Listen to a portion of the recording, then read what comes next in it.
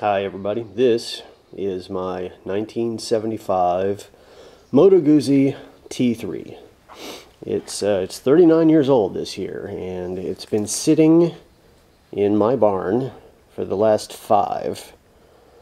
Shame on me, I put it away dirty. I just parked it with gas in the tank and in the carburetors and uncovered, and so it's kind of a mess right now. We have how many miles? Oh, I can't even see how many miles. All right. Gosh, it's a mess.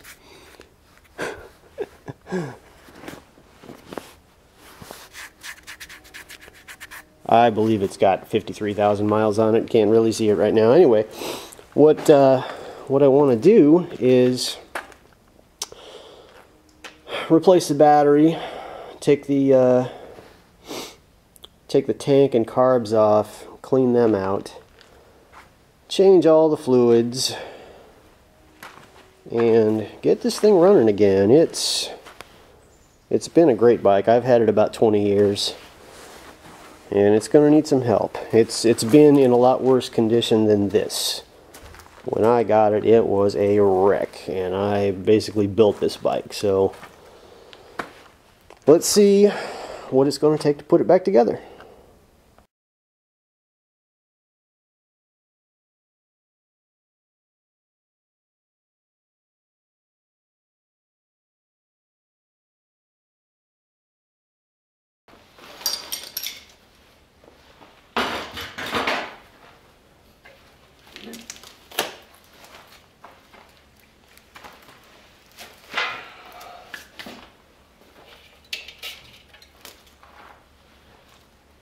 Dirt dauberness, nice.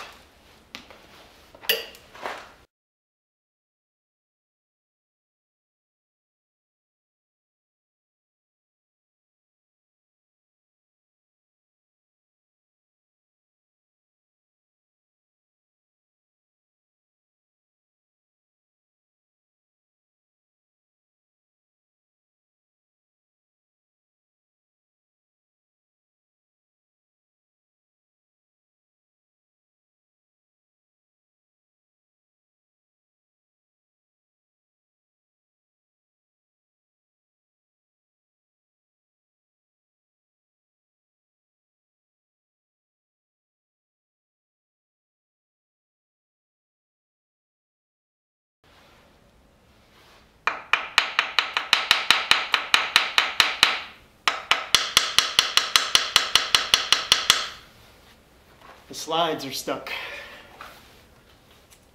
That old gas just stuck them in place. Can't get them loose.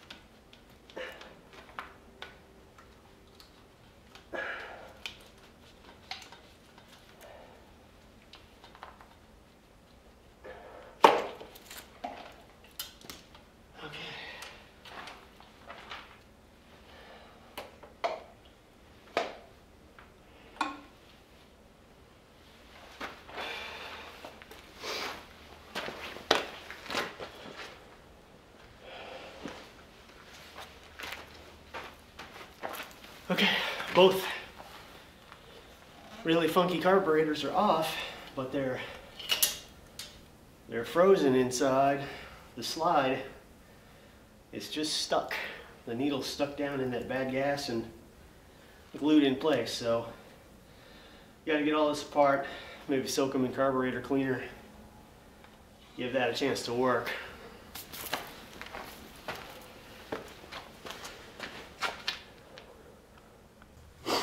And this is what happens to gasoline when it gets old. See all the deposity junk? It's just mineral deposits from moisture getting in there and evaporating, and it's just gunky. The float is just stuck, doesn't bob up and down anymore. That's what happens when they tell you drain the tank, drain the carburetors, run it out of gas before you put it up. For the winter even, just get that stuff out of there, or use gas stabilizer.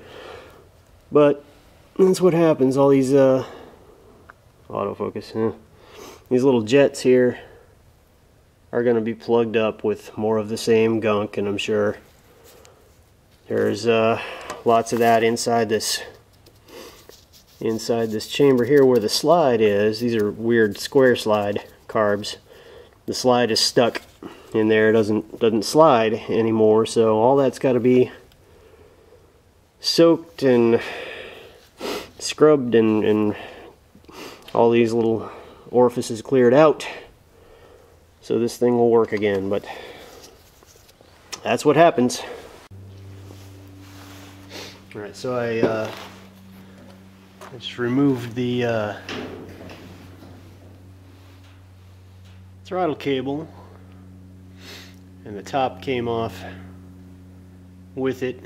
Just 2 screws, loosen a spring in there, and you can slip the throttle cable out from the slide, which is still stuck down in there, and it's not budging. You can see the face of that slide right there. It is stuck. So I think we'll just start working on taking these jets out and see if we can loosen some of this stuff up.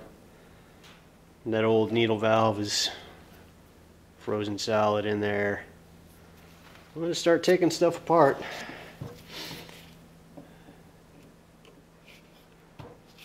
Alright, that was pretty easy.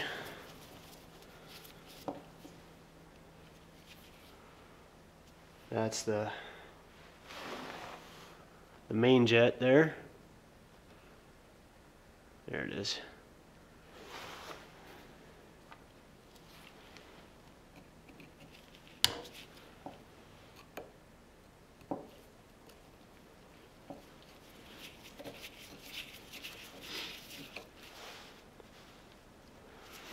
Another little jet valve.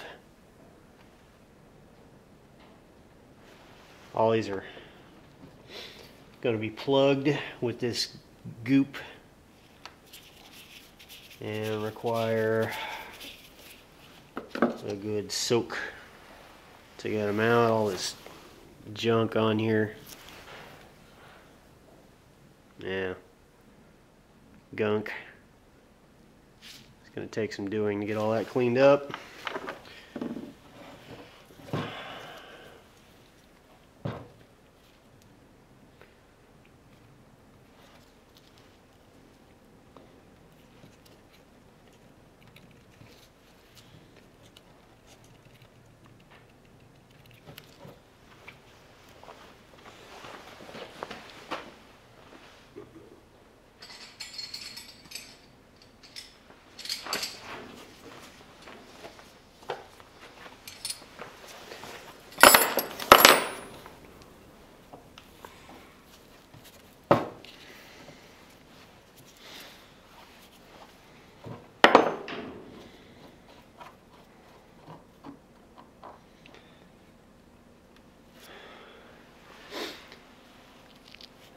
Accelerator pump.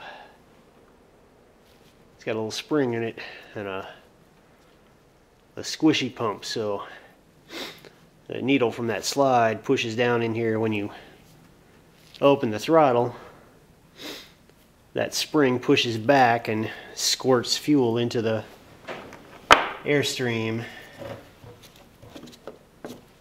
And there you can see, you might be able to see the shiny tip of that needle in there, down in that dark hole. And let's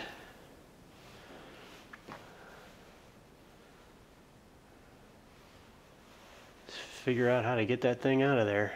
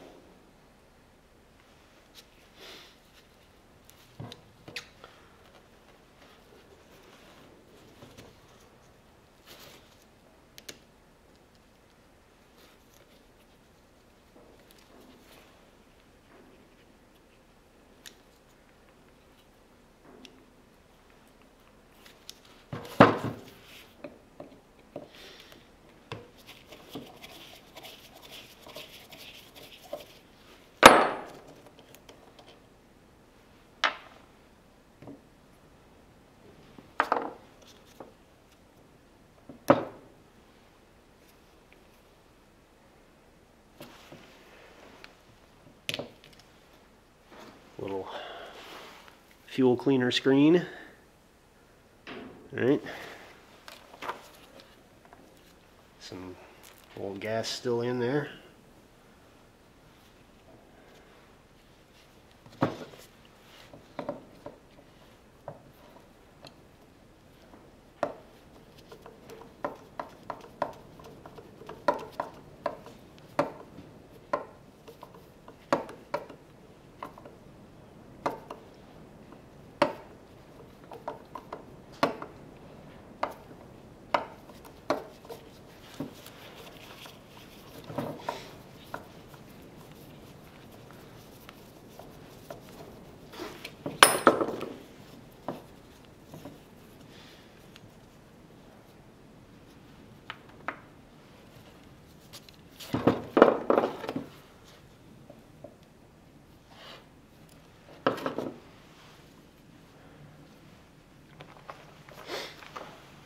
That, see if I can get it in the light there.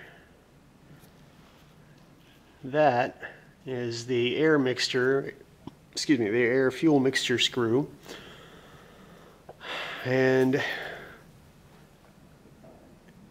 that's set with the engine running. There's a procedure for adjusting that. To get it set roughly, we can check it before we take it out. We can turn it all the way in and count the number of turns in that we have to turn it before it bottoms out. Then when we loosen it back out, we just write that down and put it back the same number of turns out from all the way bottomed out. So it's, let's see, there's a half, one full turn, 1.5, 2,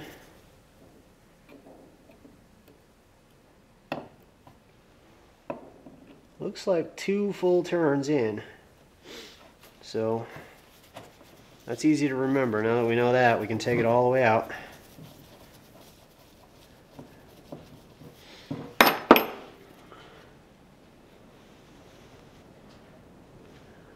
It all looks pretty clean.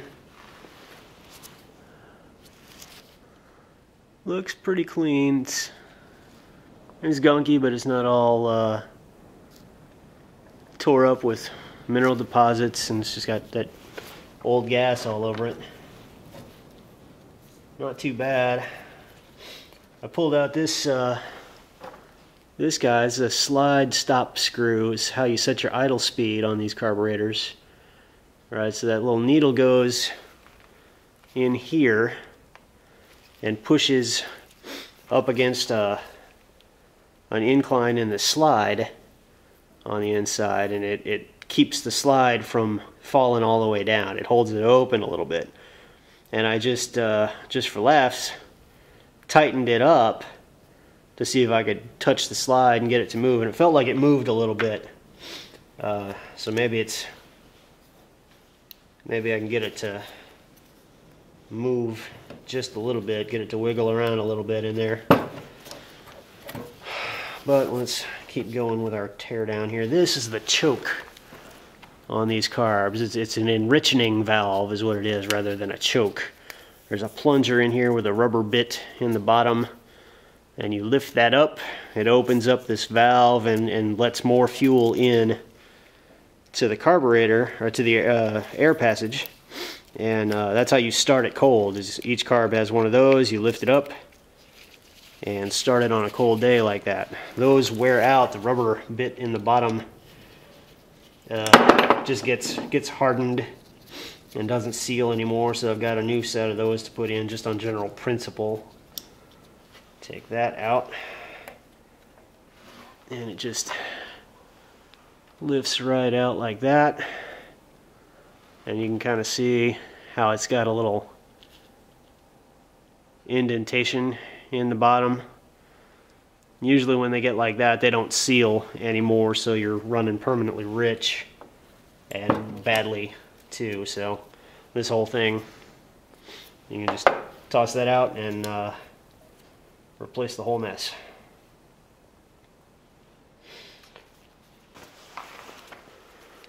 Now this float float here is held in by a little rod.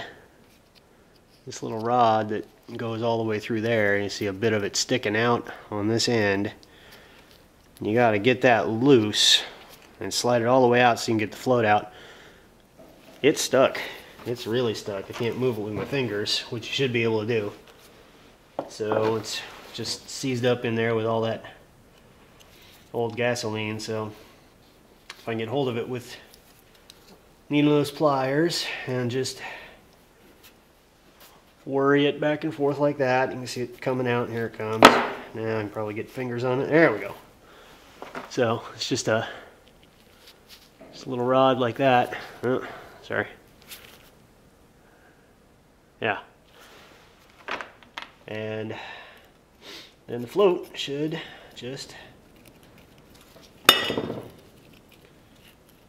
well, float is clipped onto the needle valve that is stuck, and I forgot about that.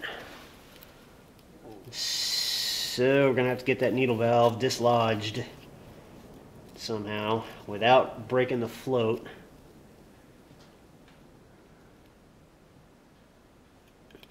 So I'm just gonna pry very gently.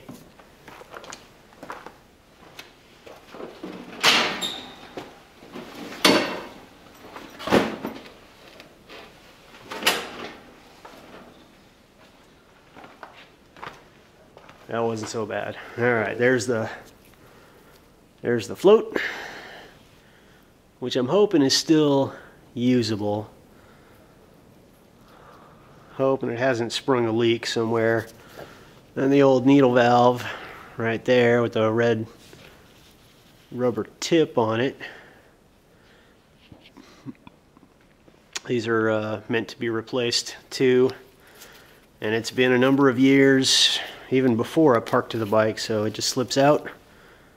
And there it is. You toss it out, you stick a new one in. Hopefully, I don't have a replacement float, so hopefully these are still good.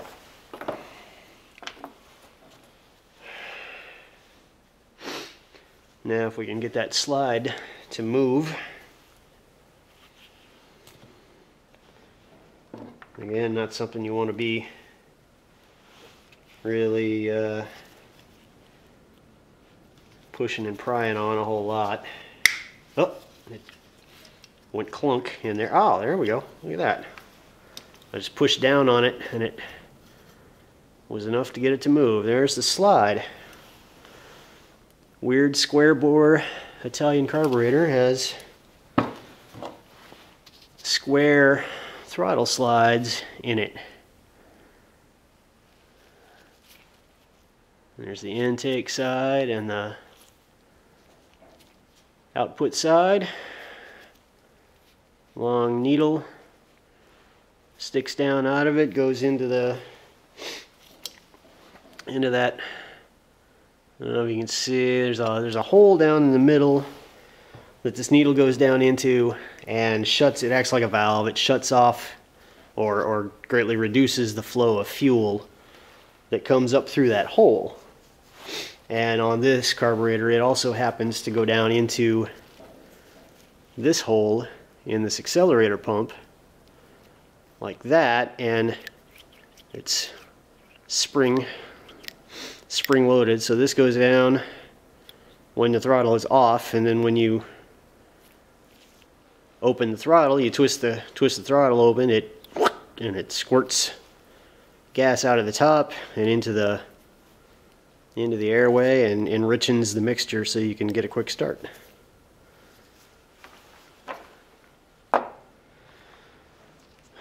Alright, this needle is held in by this little clip at the top,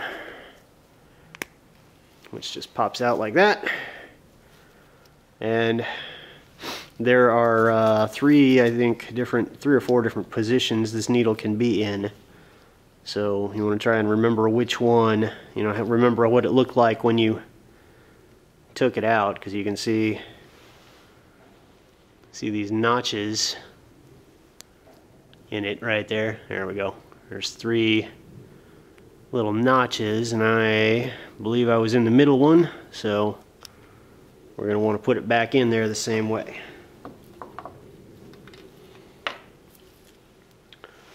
There, we have a tore down carburetor and a beer.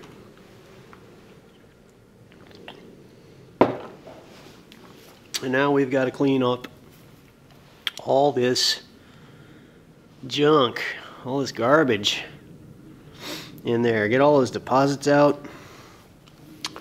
Make sure all these little passages, all these little passages are open and don't have garbage in them. Carburetor, I mean, there's holes all throughout this thing. Everywhere you look, there's places where air and fuel should be flowing and mixing together, and you got to get every one of them opened up. So we'll just have to soak this in carb cleaner overnight or so and get it, just get rid of any obstructions that are in there. Overall though, for sitting up as long as it did with gas in it, that was not too bad. I've seen a lot worse.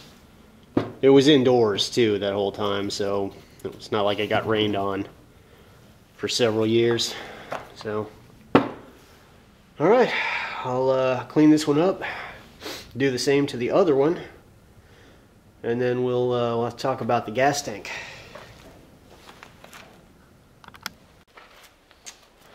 One thing I wanted to do this time, this bike has been in a bunch of different configurations. I've had the low clip-on bars on here, and these Ducati, these are actually Ducati Monster bars off a 90s model Ducati. And they're almost flat. There's not a lot of rise to those things at all, but I've always kind of gone back and forth between those two, the real low shorty clip-ons or these, and I've never run the bike with the stock handlebars on it to see what it's like in its original trim. So I got a set here because I'm curious to know what the bike feels like that. The pegs are kind of high and up front, and the seat is long, so you can kind of stretch out on it. But I've always ridden it really cramped up with the sportier bars on it. So I'm gonna go with these and see what it's like. If I don't like them, I can always go back to the sport bars. I'm gonna get rid of these bar end mirrors this time and put some taller. The factory stuff, just kind of take it back to stock and ride it around like that for a little while, see what that's like. So to do that, I got to take off the throttle. I got to cut these old grips off. Take off my throttle, all my controls here, kill switch and starter. I got to take the front master cylinder off, these bar end mirrors. I got to take off the clutch lever, the controls on this side, turn signal and horn stuff, cut this grip off, the bar end mirrors got to go, and just undo these clamps here. The bars will come off.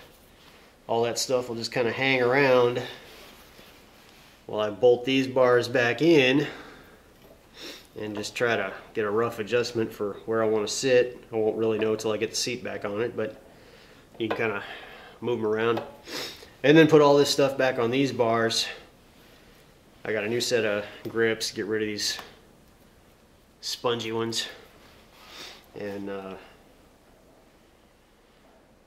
start cleaning it up.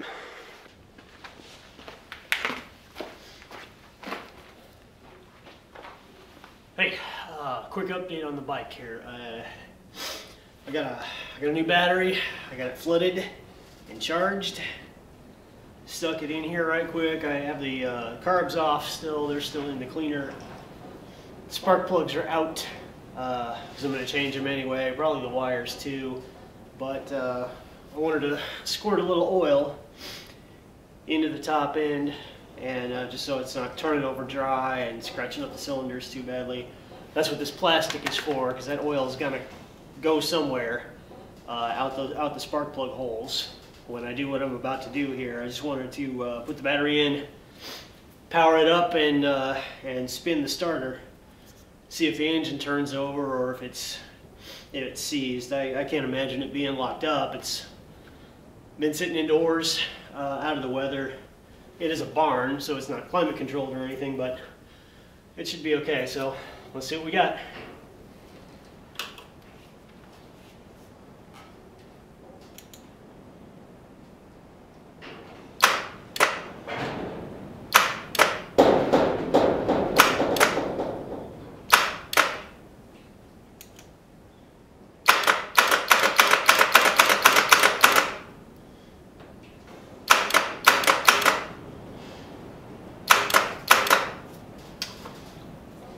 Oh dear.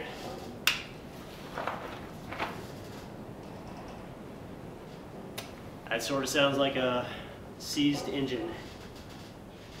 Oh crap.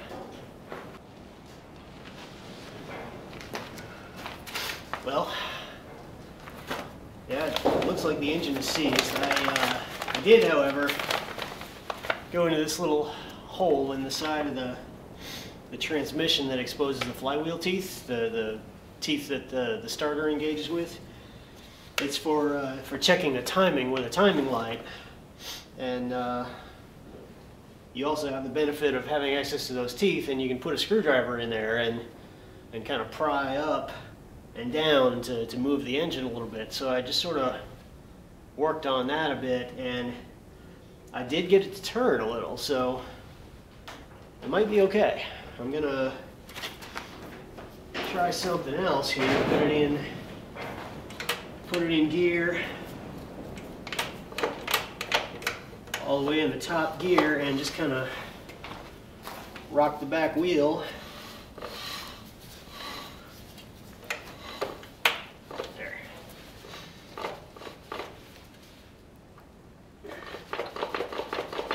Just kind of bump that back wheel back and forth.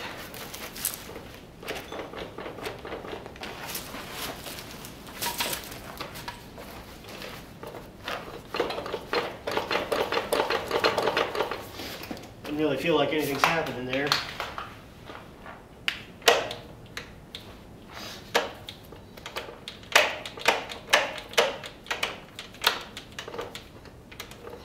Back in neutral. Let's try it again.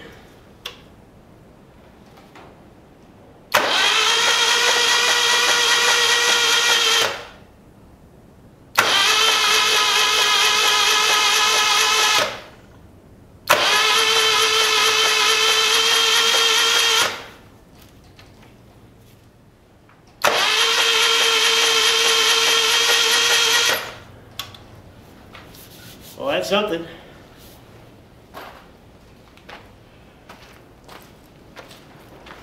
At least I know it's not locked up too terrible.